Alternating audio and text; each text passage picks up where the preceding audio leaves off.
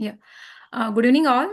We are delighted to welcome all the pediatricians to today's Pediatrician Pathshala Scientific Convention, Module 3, Issue 2. Last year, we successfully completed Pediatrician Pathshala Module 2, where we explored 5 crucial aspects of rational use of antibiotics in respiratory tract infections. All archived sessions are on our Pediatrician Pathshala platform.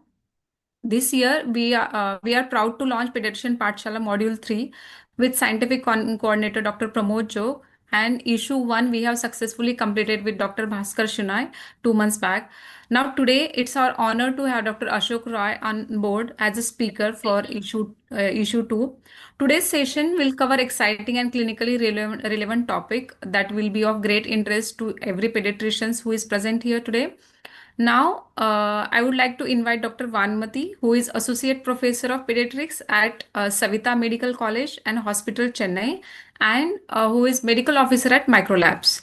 She will introduce today's eminent panelist and take the program ahead.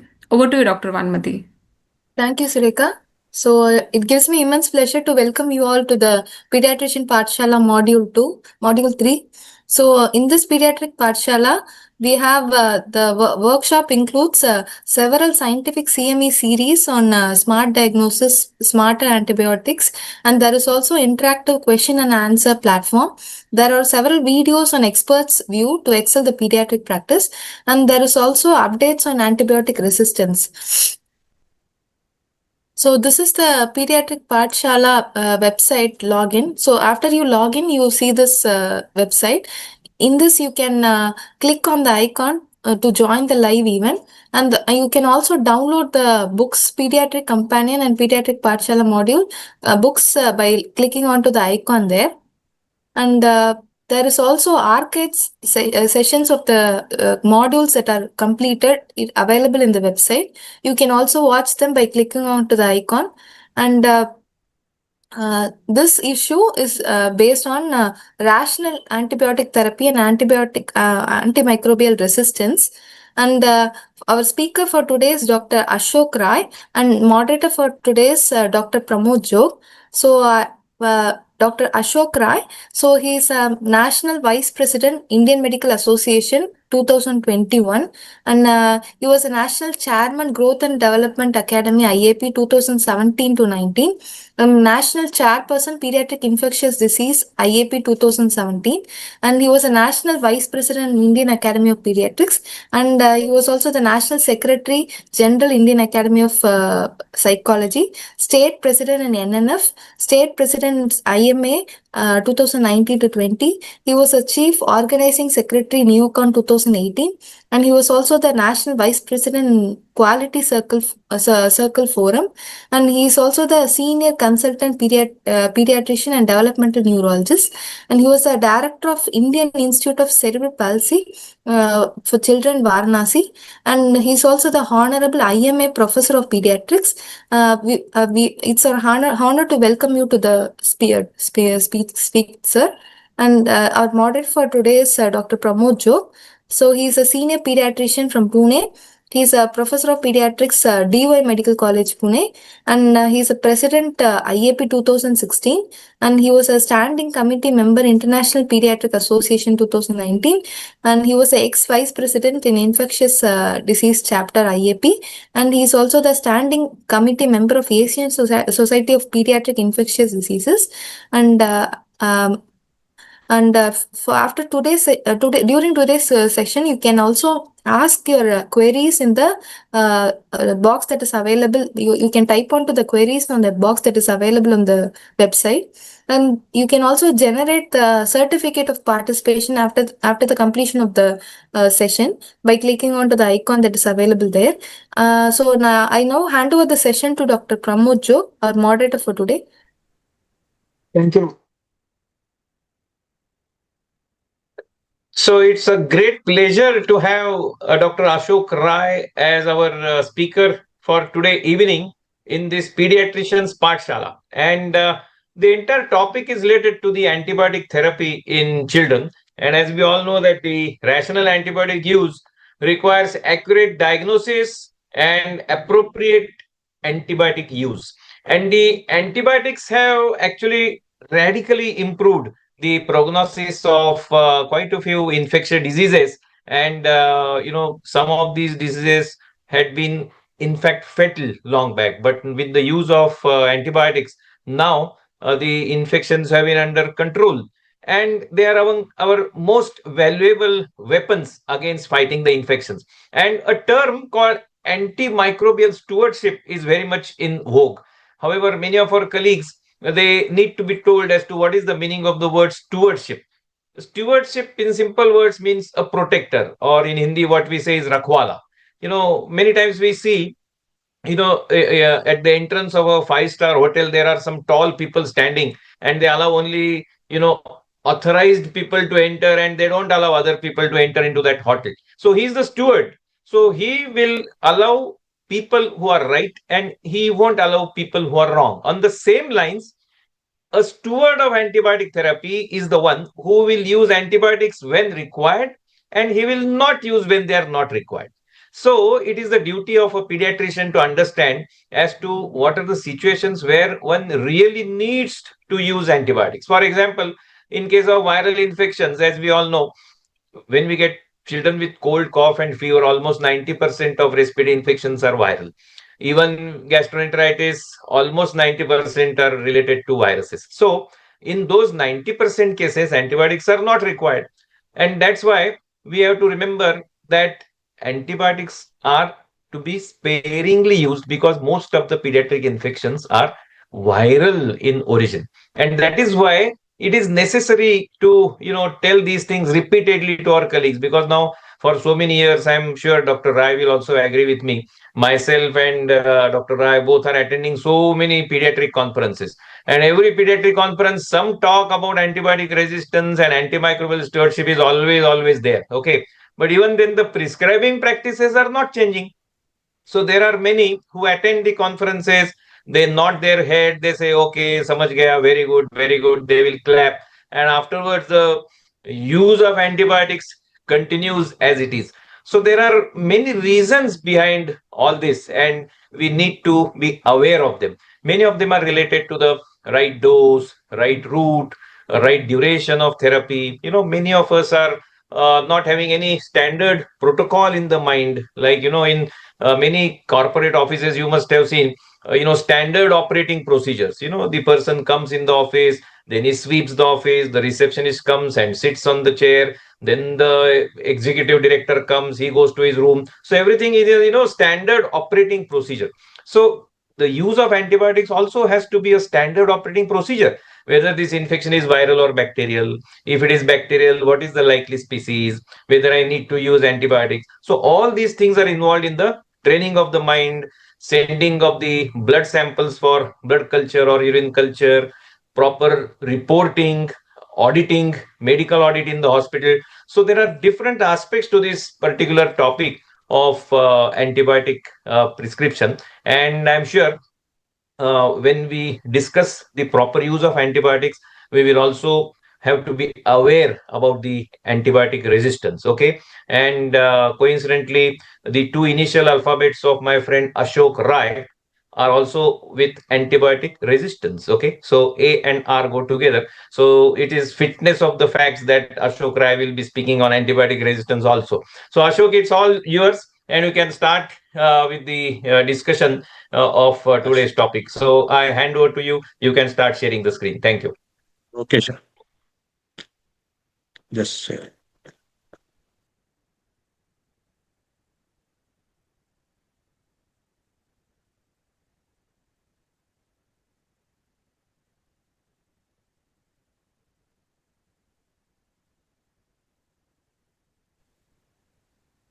thank you very much, sir, Dr. Pramod sir. And I think, first of all, I am very much thankful to organizers, especially MicroLab, and for organizing this pediatrician Pathshala. I think this is a very successful program. I was seeing this program. And when Dr. Surekha Kali invited me, I was really thrilled to meet Dr. Pramod Jog. Dr. Pramod Jog is our, I think, he's the masterpiece in pediatrics, and he used to take the master classes in pediatrics, and the most popular person in the IAP, Indian Academy of Pediatrics, I can say. So thank you, sir, for nice words, and thank you, Dr. Vanmati, for nice words about me. Thank you very much. Now, in next 30 minutes, I think Dr. Pramod Jog has given has a very nice introduction of rational antibiotic therapy and antimicrobial resistance. And he has correlated very well with my name also. So thank you very much, sir. This is a new dimension. So now, in next 30 minutes, I'll just describe you what is the antimicrobial resistance, what is the problem going on, and what is the rational antibiotic therapy. Friends, if you see the antimicrobial prescribing facts in India, almost there is a this is from ICMR antimicrobial stewardship guidelines, and there is 30% rule. And what is that 30% rule is 30% of all hospitalized inpatient at any given time receive antibiotics, and over 30% of antibiotics are prescribed inappropriately in the community, and up to 30% of all surgical prophylaxis is inappropriate. What is the recent report of WHO? The WHO recent report is that between 2018 and 23, antibiotic resistance rose in over 40% of the pathogen antibiotic combinations monitored, with average annual increase of 5 to 15%. The new Global Antibiotic Resistance Surveillance Report of 2025 says that the most of the bacteria like Acinetobacter, E. coli, Klebsiella pneumoniae, Neisseria gonorrhoeae, 9-typhoidal salmonella species, Shigella, Staph aureus, and Streptococcus pneumoniae, all are, few of them are getting resistance to various antibiotics. The few of the organisms like E. coli, Klebsiella pneumoniae, Salmonella, Acinetobacter are getting resistance to carbapenems and fluoroquinolones. So this is a serious issue. Now, this is a antimicrobial resistance is a global urgency. As Director General of World Health Organization has said that antimicrobial resistance is outpacing advances in modern medicine and threatens to reverse a century of progress. Our Prime Minister Sri Narendra Modi ji in Man Ki Baat has told that antibiotic resistance should worry all of us, and discriminatory use of antibiotic is a serious danger to public health. So friends, India is now ready to act against antimicrobial resistance. Dr. Rangareddy Buri from Infection Control Academy of India has said that antibiotic resistance is a perpetual pandemic, not an episodic outbreak. So, WHO report says that antimicrobial resistance is an increasingly serious threat to global public health. Like standard treatment no longer work, infections are harder to control, illness and hospital stays are prolonged, there is increased economic and social cost, and risk of death from infection is greater. So this is the report from Times of India. WHO adopted AWARE classifications, AWARE antibiotics.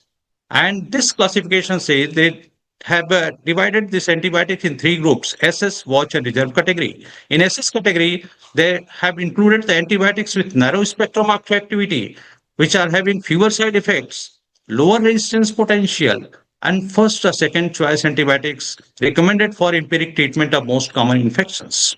Whereas watch group has broad spectrum of antibiotics, high resistance potential, and first or second choice antibiotics indicated for limited number of infective syndromes. And reserve category is the last resort antibiotics, new antibiotics for highly selected patients. So, friends, in SS group, 48 antibiotics, first line antibiotics with low resistance potential, watch group, 110 antibiotics, and reserve category, 22 antibiotics for MDR organisms. So, how much this will cost? Antimicrobial resistance will cost the what? Deaths. If you know, AMR now causing around 7 lakh deaths in the world.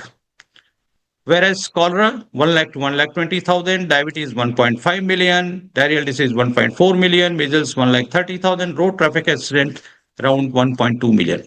But expected death in 2050 will be due to AMR will be 10 million, and which is more than cancer, which will cause 8.2 million deaths. So friends, this is again, if you see the antibiotic pipeline, in 1980 to 84, there was 18 antibiotics which were 18 companies involved in researching antibiotics. And 2018 to 19, only 4 companies are involved in researching antibiotics. If you see the footprints, the carbon footprints, antibiotic footprints, almost similar. And antibiotic footprints are a new way to understand antibiotic use and resistance. It refers to total amount of antibiotic consumed by an individual, hospital or ICU, or a community or country over a defined period of time. Friends, remember that every antibiotic leaves a footprint, and larger footprint means greater selective pressure and more chances of resistance. The child receiving multiple broad spectrum antibiotic in a year has got high individual footprint. ICUs with many heavy carbapenem and piperacillin tazobactam use has got high institutional footprint. Countries with OTC antibiotic cases have got high national footprint. So how to reduce this antibiotic footprint? One is avoid antibiotics for viral infections. This is the most important. Prefer narrow spectrum antibiotics. Shorter evidence-based duration. And you should know when to de-escalate the antibiotics and when to stop the antibiotics. So this is the consumption of antibiotics in India. And you can see the consumption of antibiotics. This is published in Lancet. Now, if you see the carbapenem resistance, it is increasing day by day. And this is the ICMR AMR surveillance network inputs data from 4 tertiary care hospitals. And they have shown that the Klebsiella pneumoniae is having resistance to 56.6% resistance to carbapenem. Pseudomonas aeruginosa is 46.8% resistance to carbapenem, and Acinetobacter is 67.3% resistance to carbapenem. Now, if you see the mortality associated with carbapenem and colistin-resistant Klebsiella pneumoniae bloodstream infection, this is by Kaur et al. Published in 2017, that 69% children died due to this resistance. So, friends, what is the American Academy of Pediatrics principles? First, you should recognize the illness, maximize the bacterial eradication, optimize the treatment, and treat the cause. Then you have to integrate what is the local resistance pattern and what should be the treatment.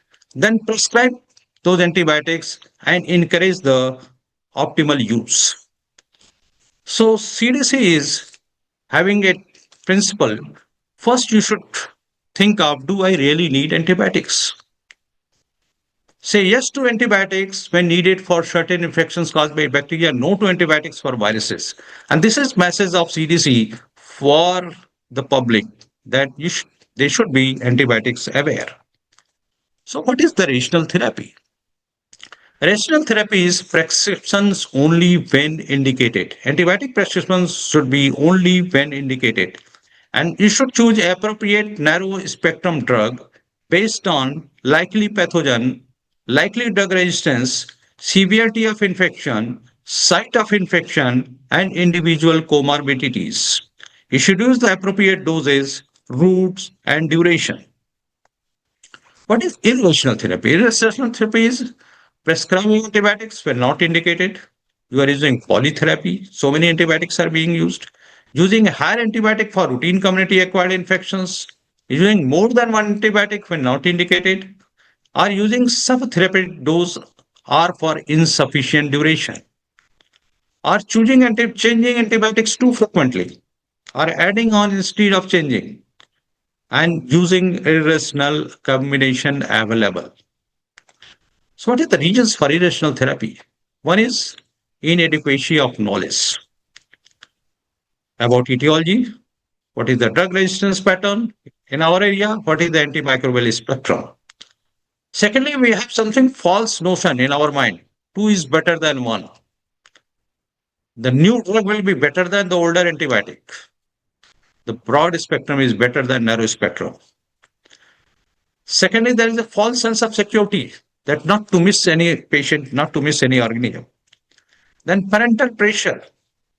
Then pressure for and misguidance from pharmaceuticals and availability of irrational combination.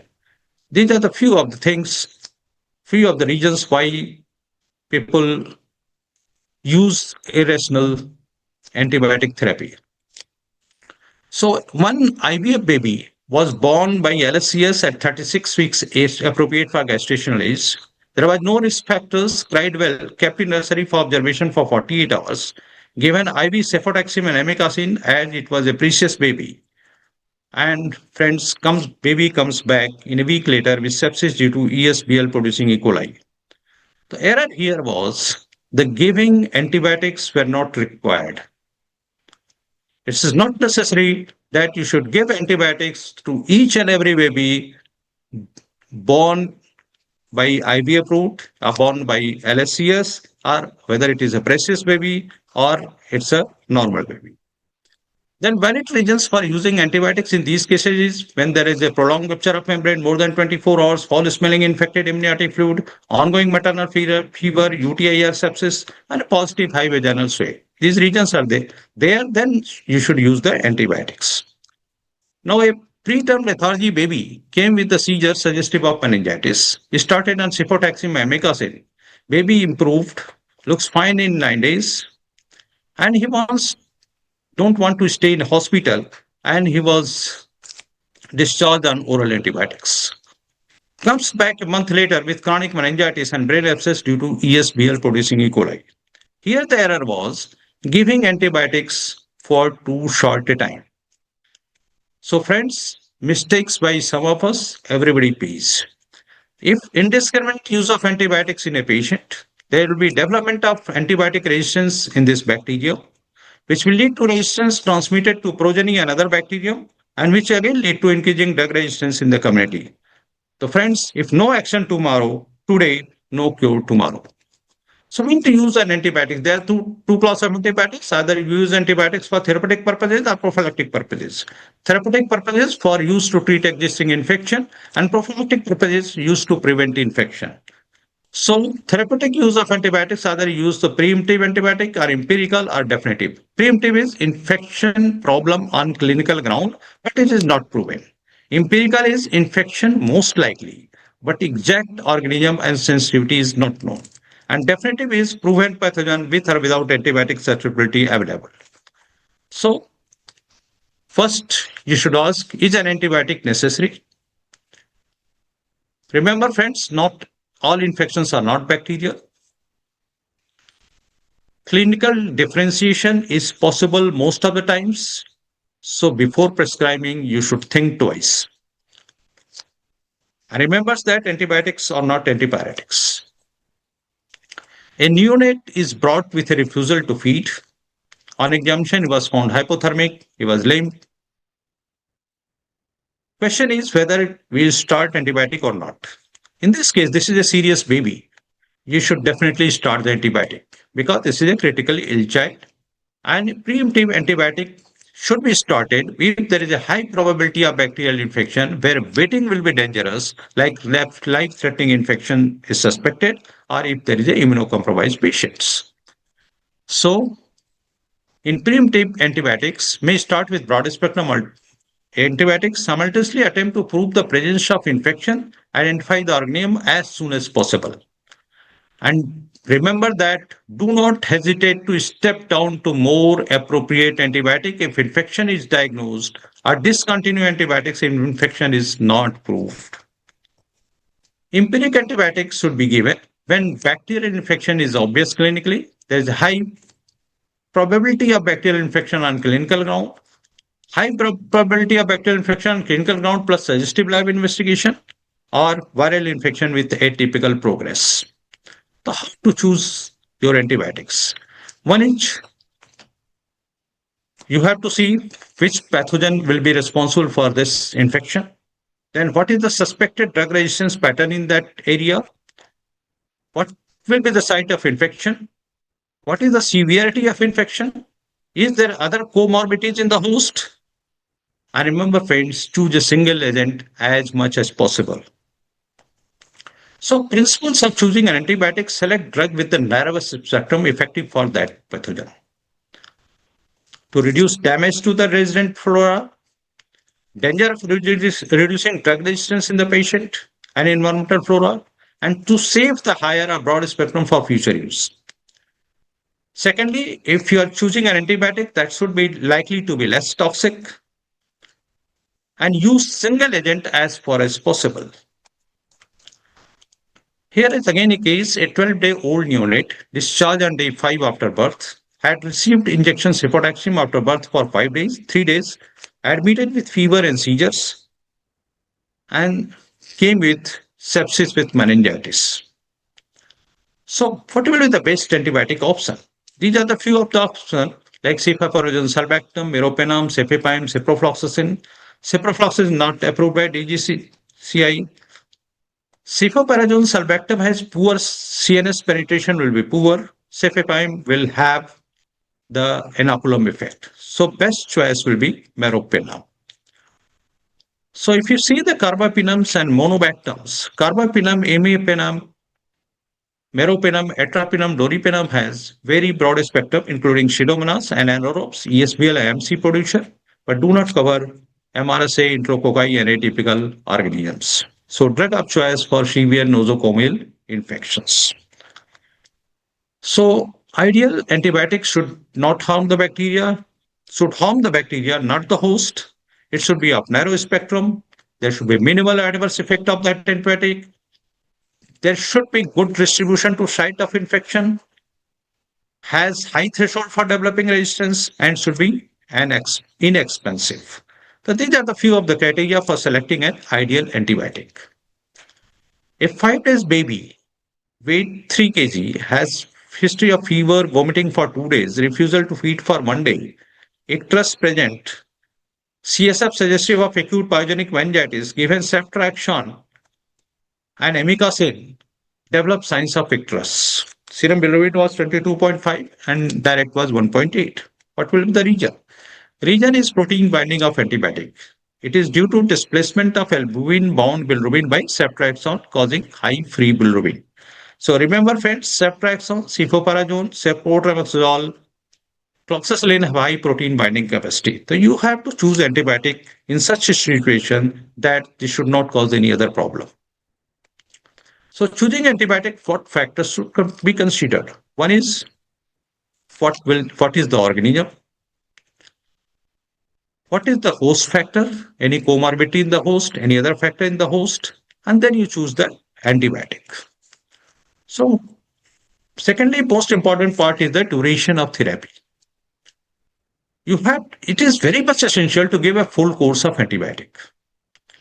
5 days minimum for usual infections, 7 to 10 days for pneumonias, 10 to 14 days for typhoid or pyelonephritis, 2 weeks for culture positive neonatal sepsis, 3 weeks for neonatal meningitis, and 4 to 6 weeks for subacute bacterial endocarditis, osteomyelitis, ventriculitis, subdural effusion, and empymas, and 3 to 6 months for brain abscess. So, adherence is another factor which is most important but difficult to assess.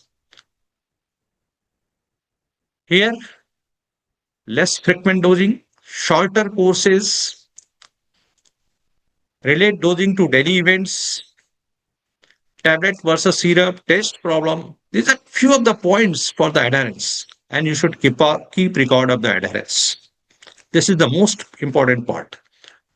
Now, here is a case: 7-day-old neonate brought with lethargy, poor feeding, diagnosed as sepsis, started on meropenem. Blood culture grows E. coli, ESBL sensitive to piperacillin tazobactam. So, question is whether we should de-escalate to what antibiotic. Patient is on meropenem. Blood culture shows ESBL sensitive to piperacillin tazobactam, but patient is improving, and meropenem equally works on E. coli, ESBL sensitive. So why to de-escalate in such situation? In such a situation, you should not de-escalate. Why IV to oral? You should identify common drugs from IV to oral per oral conversion.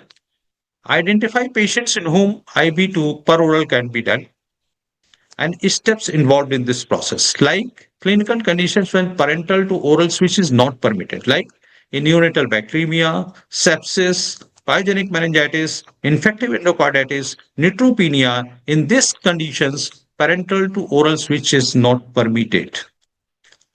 So, friends, the most important part to curb the antimicrobial resistance is maximize the bacterial eradication. If there is an infection, if you are giving appropriate treatment, there will be bacterial eradication, which will lead to maximize clinical cure and minimize potential for resistance. And if you give the inappropriate treatment, there will be failed bacterial eradication, which will lead to selection of resistant bacteria and which is spread increasing resistance again lead to infection. So this is the most important point that maximize the bacterial eradication. Secondly, you have to apply the pharmacodynamic parameters in choice of effective agent and doses. Like pharmacokinetics and pharmacodynamics, you should know of each drug because some drugs, some antibiotics have time dependent activity and some have concentration dependent activity. You should know that penicillin, cephalosporin, erythromycin, and carbapenems have time dependent activity, whereas the aminoglycosides, daptomycin, fluoroquinolones have concentration dependent activity. So, integration. What is integration? You have to see the local resistance pattern, efficacy of the drug, and maximize the cost effectiveness to prescribe this antibiotic. Then, optimal duration. Optimal duration is most important, and patient compliance. This should be must for preventing the resistance. So, how to promote the rational therapy? There legislation are some restrictions. One is the reducing over the counter availability of certain drugs. Nowadays, in India, the over the counter sale of antibiotics is very frequent. If you go to the pharmacy shop and say that I have got a fever, immediately the shopkeeper will give you a antibiotic, a paracetamol along with some steroid. So this is the bad practice going on in India, and different organizations have demanded the Honorable Prime Minister of India to stop the over-the-counter sale of antibiotic.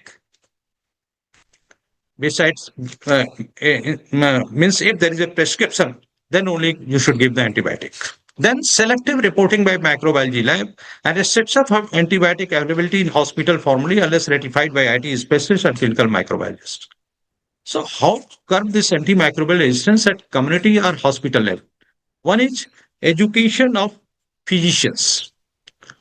You have to formulate guidelines for management of common conditions, antibiotic protocols in individual patients. This is the most important.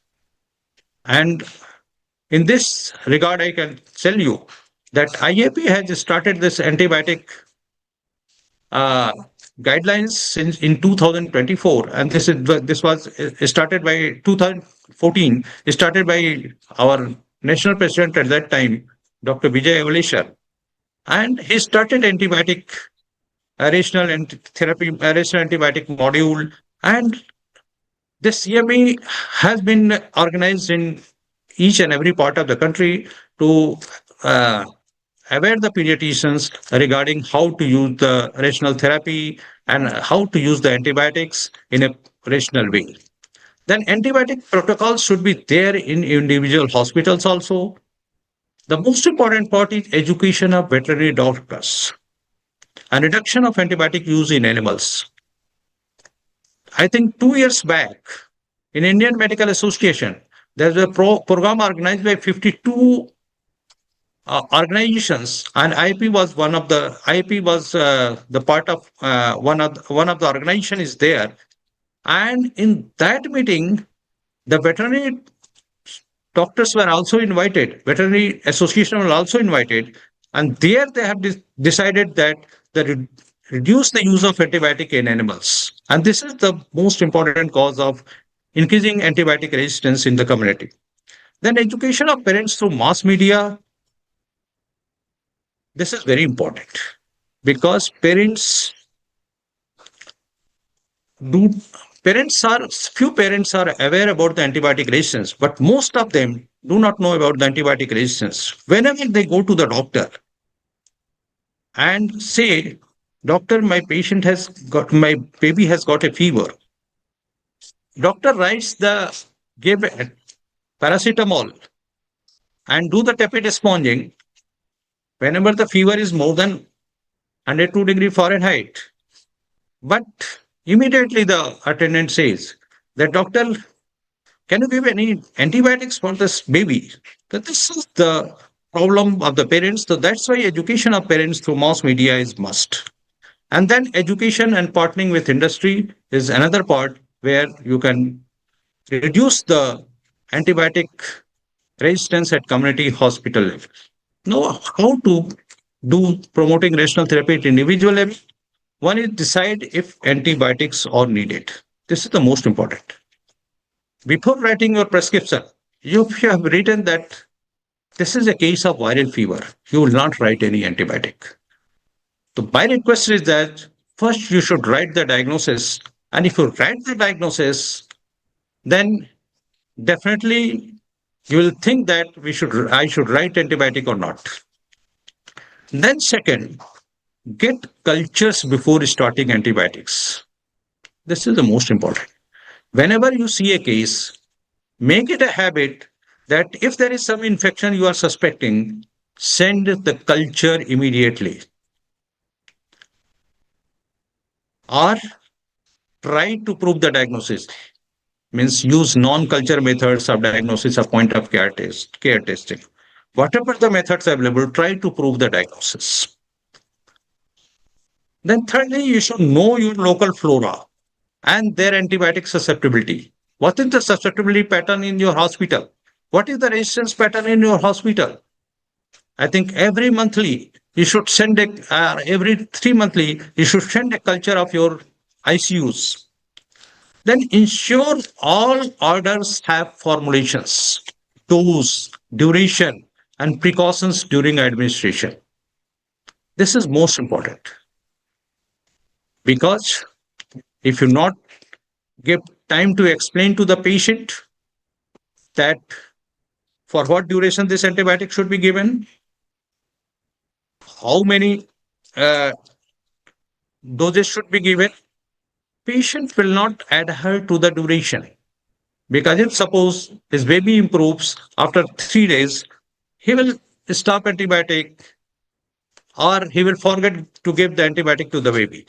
Then take an antibiotic time out, reassessing need for antibiotics after 48 to 72 hours. And lastly, ensure adherence. So these are the few points at individual level. If you follow this, you will definitely improve you will definitely help in reducing the antimicrobial resistance at individual level. Now, Government of India has started the National Action Plan to curb antimicrobial resistance. One is the improve awareness and understanding of AMR through effective communication, education, and training. Secondly, strengthen knowledge and evidence through surveillance. Thirdly, reduce the incidence of infection through effective infection prevention and control. Fourth, optimize the use of antimicrobial agents in health, animals, and food. Fifth is promote investments for AMR activities, research, and innovations, and strengthen individual leadership, Indian leadership on antimicrobial resistance. What is the most important thing needed is the national level leadership. Our now Prime Minister has said that this is the time we should curb the antimicrobial resistance. I think India will work first, and I think in 2000 since 2017 this national action plan was prepared, and since then I think this plan is going on, and I think this will help in reducing the antimicrobial resistance in the community at individual level and at the national level also. So friends, with these few words, I'm very much few acknowledgements like Indian Council of Medical Research, World Health Organization, Indian Academy of Pediatrics National Antibiotic Module, and a few parts have been taken from that. And with these words, I'm very much thankful to you all, and I'll say that you should use the antibiotic very judiciously. Whenever you are writing an antibiotic, you think twice and then write the antibiotic. Thank you very much. Thank you. Thank you. Thank you very much, Dr. Ashok. And I'm glad that it was such an excellent presentation. And I must say it was very short and sweet. And what I could recapitulate from what you said is, the various reasons as to why people prescribe irrationally. I have seen, I always say, of course, in my own style, that, everybody of us is, bitten by HIV bug. That HIV stands for habit, ignorance, and various other factors. Okay. So, there are various things related to the habit. For example, as you mentioned in that example of the obstetrician prescribing, unnecessary third generation cephalosporins, which leads to emergence of the ESBL, organisms. So these are some aspects related to the habit, and that's why it is important that we speak to the colleagues from the obstetric area, and tell them that basically every cesarean is not an indication for antibiotic therapy. That is very important. And the other factor in that HIV, of course, is ignorance. I understand that people usually read Nelson and standard textbooks of pediatrics only, when they have to appear for the examination. But once the exam is over, the Nelson is, put up on the loft, and people, start, using antibiotics with their own whims. And V stands for, of course, various other factors. You mentioned about the parental pressures. Sometimes there are, pharma pressures also, and many times these are the factors which lead to irrational use of antibiotics. You also mentioned about the American Academy of Pediatrics, principles that you mentioned. So that's also something great. And something new that I could listen was about the antibiotic footprint. And you very well correlated it with the carbon footprint. You also mentioned about the aware classification, the access, watch, and the reserve group of antibiotics. You also told about the rational and irrational use of antibiotics. And our colleagues can remember that though in the market, you get, ek se bhale do, but in the antibiotic therapy, it is not something to be followed. You also told about the empirical antibiotic therapy, empirical use, what are the indications where you can use your educated guess and give antibiotics, and of course, certain situations where one may be required to use antibiotics empirically. Okay, I'm glad that you gave quite a few examples from the neonatal sector, and because that is the beginning of life. And one important thing which our colleagues must understand is that suppression of the flora in the first 1,000 days. That means, the 270 days of pregnancy and the first 730 days of the first 2 years of life, they constitute the first 1,000 days. So if the microbial flora of the gut is disturbed by antibiotics in the initial 1,000 days, then it leads to long-term effects, and it has been proved that children can have long-term effects related to suppression of the microbial flora. I'm glad that you also mentioned about de-escalation of the therapy, also the IV oral switch. Even you told about the pharmacokinetics and the pharmacodynamics of certain antibiotics, and at the end you told about promotion of the rational therapy. So all in all, it was an excellent presentation, and I must say that I told you in the beginning that Ashok Rai stands for antibiotic resistance, but then at the end I must say AR would stand for adhere to rationality. Okay, so adhering to rationality will prevent antibiotic resistance. So both have A and R. So congratulations for an excellent presentation. And Dr. Vanamati, in case if there are any questions from the listeners, or if there are any questions, from in the chat box, please, feel free to put forth so that we can discuss them. If there are no questions, we can say that the program is over, and I hand it to either Dr. Surekha or Dr. Vanamati. Thank you. Do Is we there have any any questions, questions? Dr. Vasanthi? No questions as of now. Okay, Thank you very much, thank sir. you. So, thank you. So maybe you can just, conclude. Yes, sir. So I thank you all the pediatricians for participating in the pediatric Pathshala. So this module was based on antimicrobial resistance, and I thank Dr. Ashok Rai for the excellent presentation, and I thank Dr. Pramod Jog for moderating this presentation.